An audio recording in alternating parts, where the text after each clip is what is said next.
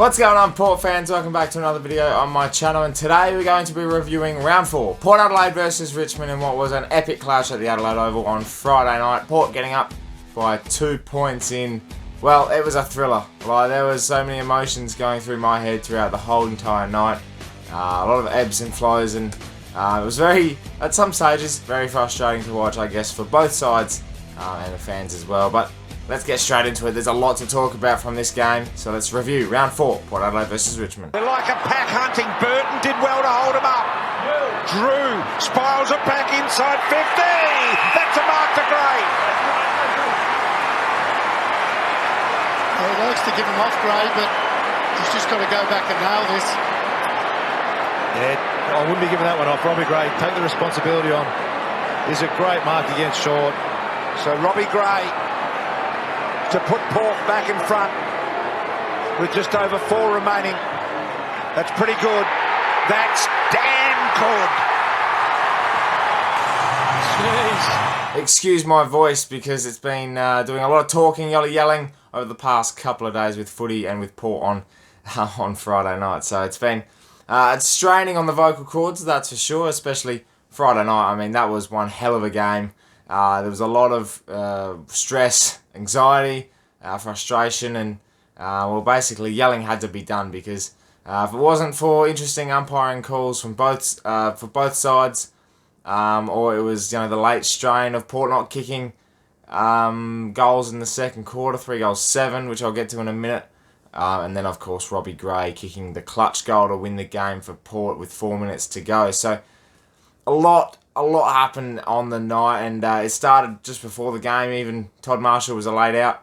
Pete Laddams came in, and Pete Laddams didn't really have a particularly good impact on the game, I thought, at stages, and that showed with at one stage we threw Charlie Dixon in the ruck. I think also that as well was to get Charlie in the game. So that was an interesting start. Then you go into the first quarter. There was a lot of challenges. We weren't moving the ball that well. We were coming out of defence okay. I think it was just going inside 50 that we struggled with a bit, which has been, you know, the topic of discussion for us for quite a while now. But also the fact that Richmond were able to counteract all our turnovers, and their pressure early was elite. Their inside handballs were able to cut us up through the stoppages, and eventually they were able to get out the back and kick out a couple of goals. And by the end of the first quarter, it was about what you expected. It was even pretty much, and from there, the second quarter in particular, we dominated. You know, we were above on all statistics, inside 50s. We were belting Richmond. Our game style actually changed a little bit as well. We were a little bit more direct, going inside 50, lowering the eyes, and we were hitting up targets, and our pressure was elite around the contest, and Richmond weren't able to influence the game at all, especially in the second half of that second quarter as well, because we were just dominant.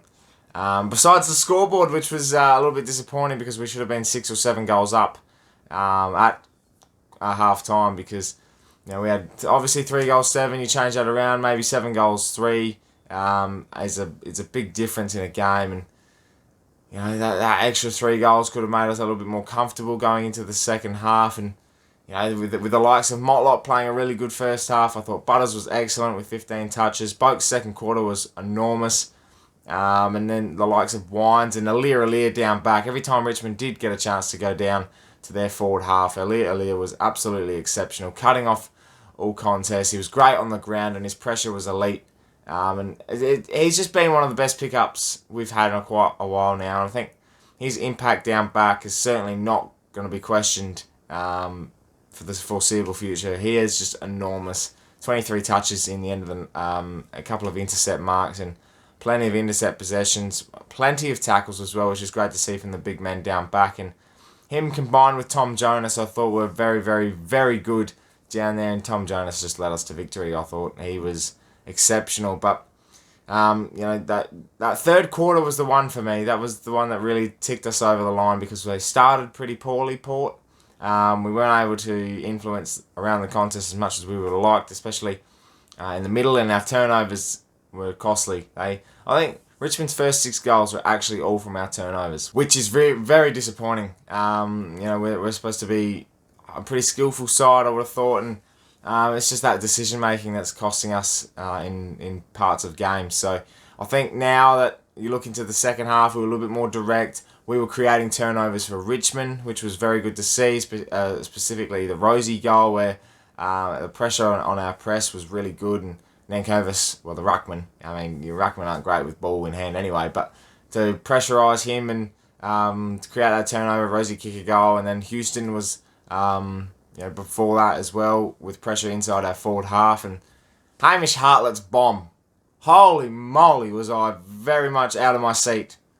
I'll tell you what, Hamish Hartlett, that was so important in the context of the game for the club, for the team on the night.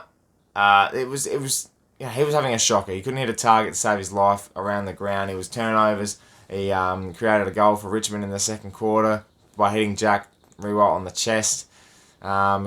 His kicking was very questionable, even though he's supposed to be one of our better kicks in the side. And for him to take that moment and say, look, I'm 60 out. I've got the distance in me. I'm not going to bother putting it inside 50 on top of someone's head, creating another contest after contest after contest, because that's what we were doing. Hammer's gone, I'm a leader, I'm going to step up here. And he's gone bang. Bang from 60. And, well, he celebrated like he was... that was a relief of pressure off of him, I thought. And that was really good to see. And a lot of people will question his part in the side still. And I understand that. But in those key moments, you need your big players standing up. And Hamish Hartlett is a leader. He's a vice-captain. And he stood up. And it was exceptional to see him do that. And I thought after that, he was very, very good. Very calm and collected down back. And from there, that was the second half of Boak, Wines. Gray was standing up in the middle. And Hamish Hartlett as well, Tom Jonas. Our leaders, the big players, were standing up in the key moments. Then we get to the last quarter. And far out, there was a lot of intensity in the crowd. The crowd was awesome. 34,000 rounded up. Was exceptional to see. The biggest crowd we've had since COVID. It was just a noise. I can't describe it because it's just a part of you. And when you're there and you're in that atmosphere and you see Hamish Hartlett's goal and everyone's off their chair standing up and then you get to Mitch Georgiadis in the last quarter, pressure's on for him. The crowd is roaring. He hasn't kicked a goal all night. His set shots were piss poor. 2 behinds and out on the full, and he slots it on a tight angle, puts it through. And then you go down the other end and Richmond are conjuring another goal. Dusty Martin stands up.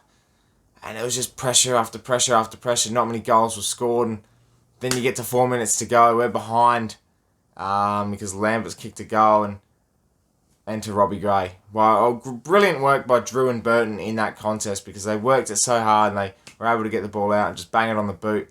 And Robbie Gray takes a sensational mark. And from the Robbie Gray pocket, he slotted it. That is his angle. He's just slotted that. He's clutch. CLUTCH, clutch. He was exceptional in that moment, and I didn't want anyone else to have the ball bar him. It was just great. And that won the game. In the last 4 minutes, we were able to hit up targets and were able to, really take on what the challenge that Richmond brought in those last 4 minutes, and down back we were strong. Lockie Jones is one that I wanted to talk about as well. That beautiful 19-year-old man. On his birthday, gets a win on his debut for Port Adelaide, the club he supported as a kid. What a story that is. Talk about stars aligning. And that he had a moment in that last quarter, 1-on-3, and he's just tapped the ball away from Tommy Lynch, ran away, hit a target. Absolutely brilliant. Followed up by a Boak smother. So you got a leader, you got a first gamer standing up in a key moment of the game. That's exceptional. It's just, that's the maturity of this playing group at the moment. Yeah, last week against West Coast was, I reckon, a blip. And when none stand up, it's a bit of a problem. But when you can sense the moment, Robbie Gray sensed the moment, Boak sensed the moment, Lockie Jones sensed the moment, it just all conjures into everyone having confidence in each other, and that's what we did. We won with confidence on Friday night. And Richmond, credit to them, we know they're an exceptional football club, and I probably would have them as my second favourite team because they're just thoroughly enjoyable to watch. And if you're a true football lover, you'll enjoy watching such a sensational team as them. And every time I play them, every time we play them, I have nothing but praise for the way they handle themselves. You know, they've got their players that you love to hate. You know, your Jack Riewolds, and you know, it is what it is. But I think that brings that extra flavour to the rivalry that I think we're now building with Richmond, because the last 3 or 4 games have just been exceptional. And once again, Friday night produced, and I was so happy and relieved that we got that win, because I was scared of being 2-2. I took my mate Geordie, who would have been, I know he was a bit disappointed, and well, the crowd was definitely up and about. So I think, yeah, overall it was a great experience. You know, it's only round 4, but you take so much away from a round 4 clash. You could build your season from here, and yeah, there's so much that you could talk about. You know, Butters as well. Butters and Dersma, their injuries, unfortunate. We're going to miss them for a period of time. I think Dersma's going to be out for 12 weeks. Butters could be at least 4 to 6 weeks, a little bit longer with ankle syndesmosis, I think it's called. And then Rosie with a corky. I think he'll get up next week, 8-day break. But yeah, it's unfortunate that such a good win comes with consequences like that.